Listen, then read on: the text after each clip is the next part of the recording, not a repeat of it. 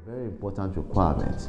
Now, with respect to preparation of legal documents, the law has expressly stated how a contract of transfer, so what we call a sale and purchase agreement, or a contract of sale, or a contract for a lease, how such a document is supposed to be prepared, how that document is supposed to be executed, and who can execute those documents.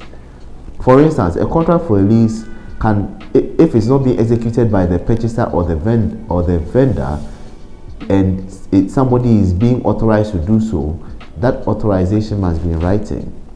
And that requirement also goes for a transfer document like a lease agreement or a deed of assignment. So preparation of legal documents is also key in land acquisition. Then the consents and approvals are also very important. So in Ghana, if you are acquiring land from a chief or a king, or a community that has a chief or a king, you need, first of all, the traditional council's consent. If you don't have this consent, it means that the grant is voidable. Voidable means that if you end up in court and it is raised, it could render the transaction void by the other party. It could render the transaction void. If you obtain a grant from a community that has a king, and that grant is not given by the king with the consent and concurrence of the principal members of or principal elders of that stool or that kingdom, then that grant is void. It's not even voidable, it is totally void. You also require Lands Commission's consent if you are obtaining land from a stool or a king. Then apart from Lands Commission's consent, I think with regards to stool land, these are the only requirements. Then we have family land. So family land and clan lands, you have to get the grant from the head of family or the head of the clan with the consent and concurrence of the principal members of the family. You ought to ensure that this consent and concurrence is signified in writing and it is signed by all the principal members of the family. So when preparing documents or when obtaining the consents, ensure that these consents are signed by the requisite persons.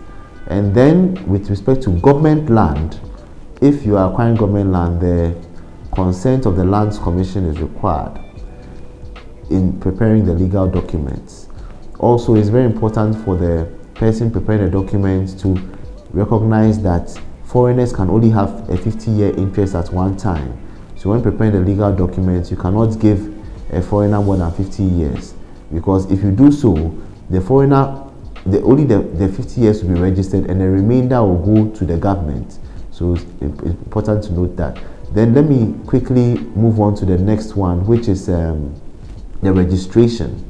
So under the law, registration, if the land is in Accra, Tema, Kumasi, and in an area called Awutu Senyang, which is outside Accra heading towards Cape Coast, but is in Winneba, it's an area called Winneba, then you'll be given a land title certificate if your interest is registered.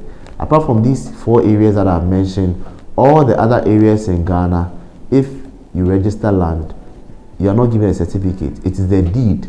The deed is registered. So there will be an endorsement on the deed to show that the document has been registered.